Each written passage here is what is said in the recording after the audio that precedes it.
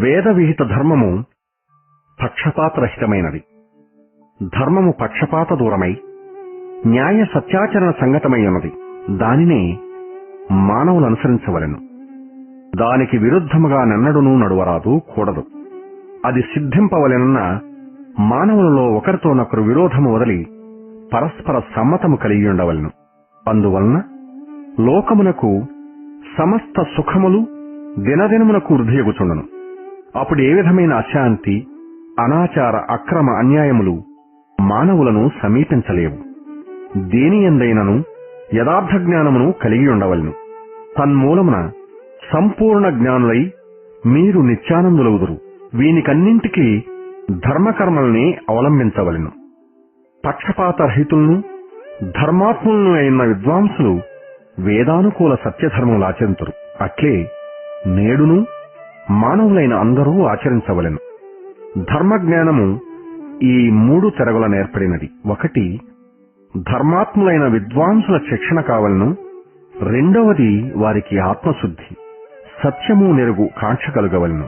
3 పరమేశ్వర విషయమైన బోధ కావలను.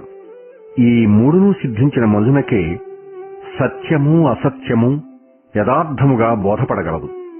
ఈ సత్యాసత్య విచారము సమముగా నుండవలను. అందు విరోధమే చందమునను రారాదు. అందరూ ఏకీభవించి విచారము చేయవలను. అప్పుడు ఎవరేది చెప్పుదురో వేరువేరుగా వినవలెను. అనంతరము ఏది ధర్మయుక్తము సర్వులకు హితముగు వచనమేదియో దానిని వేరుపరిచి ప్రచారమునకు తేవలను.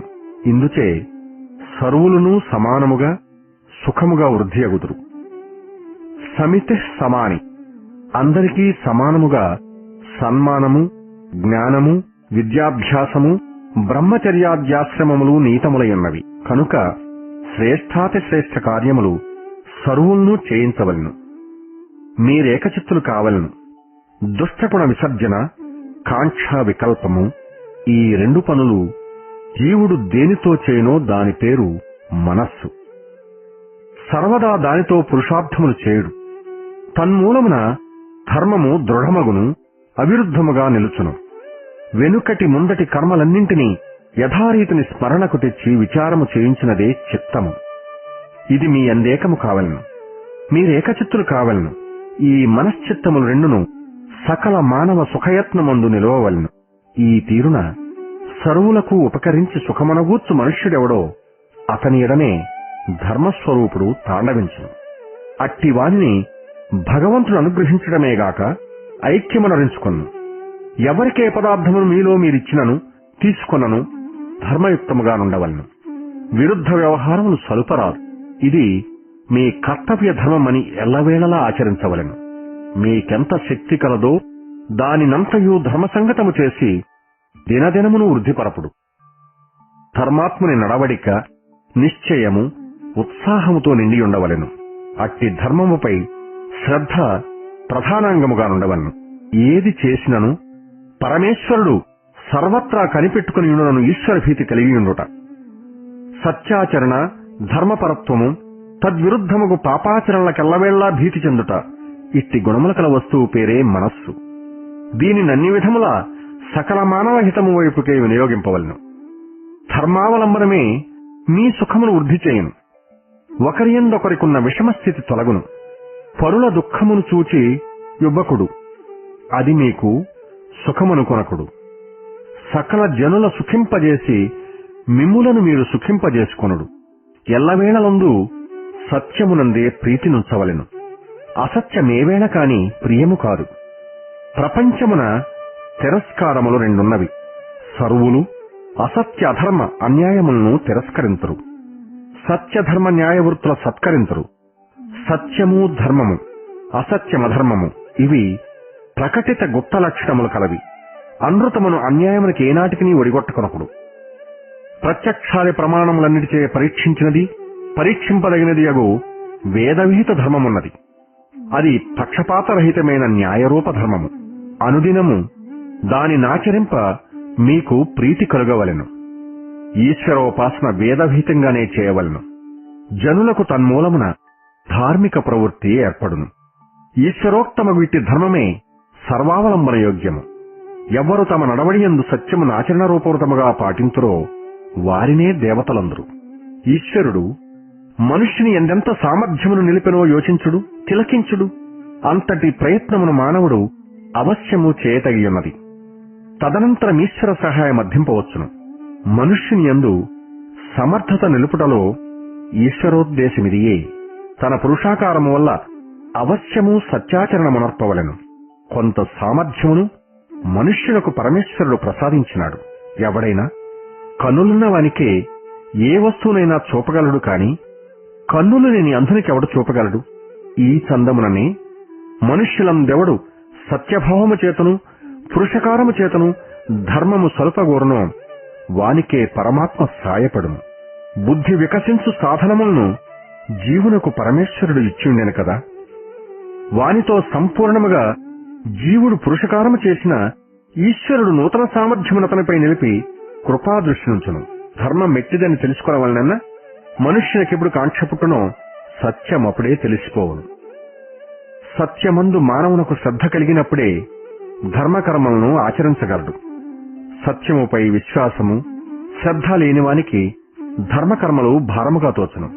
సత్యాచరణే దీక్ష, ధర్మాచరణమే మనుష్యుని సత్కరించును.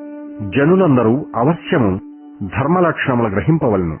ఎందుకన పరమేశ్వరుడు మనుష్యులనందరినీ పరమయత్నశీలురుగాను ధర్మాచరణయుతులుగాను రచించెను. బ్రహ్మను, సత్య విద్యను, ధర్మాచరణమును జనులు సేవింపవలను. సత్యేనానృత, సత్యమును ప్రత్యక్షాది ప్రమాణముల చేత సర్వులూ పరీక్షించవలను. ఓజశ్చ, ధర్మపాలనయుక్తముగు పరాక్రమము కలిగిండుట. తేజశ్చ, భయరహితులై అధీనులగుట.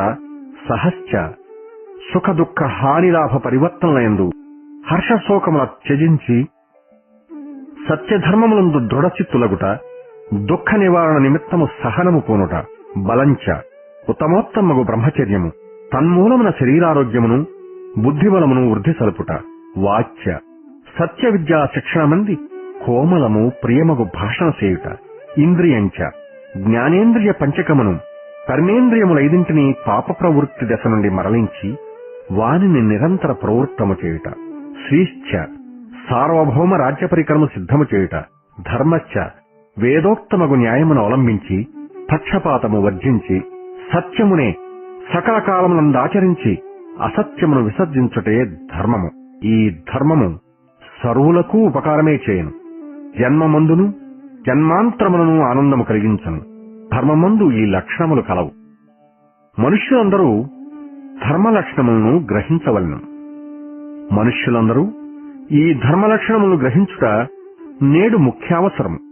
విద్య, గుణము, కర్మ, సర్వోత్తమమైన సద్గుణ ప్రచారము, నిరంతరము వీనిని వృద్ధి చెందించుట ఇవి బ్రాహ్మణుని లక్షణములు. పై గుణములను ఎవరు పోషింతురో వృద్ధి గావింతురో వారెవరైనను బ్రాహ్మణులే. ఈ హేతువు సర్వోత్తమ విద్యావంతుడై అర్హమైన పనులు సలుపునప్పుడే లోక వ్యవహారమునందు బ్రాహ్మణుడుగా నడగను.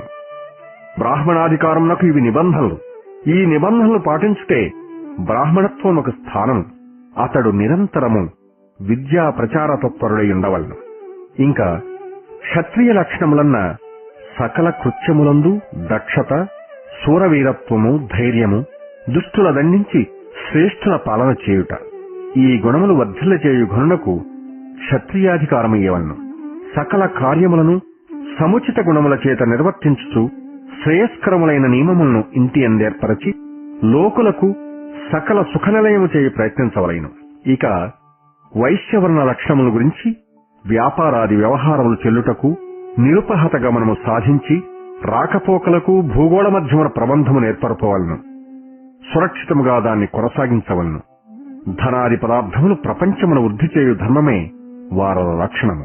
వారు యశశ్చ, సత్య విద్యలను, సత్య వ్యాపారములను ప్రచారమందించుటకు అసంఖ్యాకములైన సదుపాయములను అనగా పాఠశాలలు, ఆరోగ్య కేంద్రములు నిర్మించుటకు తోడ్పడవలను. యోగ్య గుణపోషణలకు ఆర్జించిన ధనమును అర్పించవలను.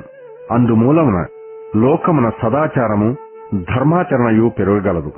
ఇక శూద్ర లక్షణమన్న అప్రాప్త పదార్థములను పూర్వోక్త ధర్మ పద్ధతిని సముపార్జింప కాంక్షించవలను.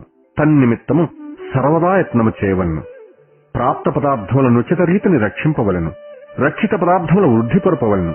ఈ పదార్థములను సత్య విద్యా ప్రచారమునకు, సదాచార సంపన్నులకు పుష్కలముగా వేయింపవలెను. వర్ణాశ్రమ ధర్మములను పాటించిన లోకక్షేమము, ఆత్మానందము ప్రాప్తించును. ఈ విధమైన చతుర్విధ పురుషార్థముల చేత ధనధాన్య సమృద్ధి సల్పి మానవుల సుఖమును అభివృద్ధిపరచుచూ పోవలెను. ఈ చాతుర్వర్ణముల వారును లోకధర్మ సంరక్షణార్థమైన ఒక్కొక్క వర్ణము ఒక్కొక్క కార్యాచరణ నిమిత్తము ఏర్పడినదిగా భావించవలను.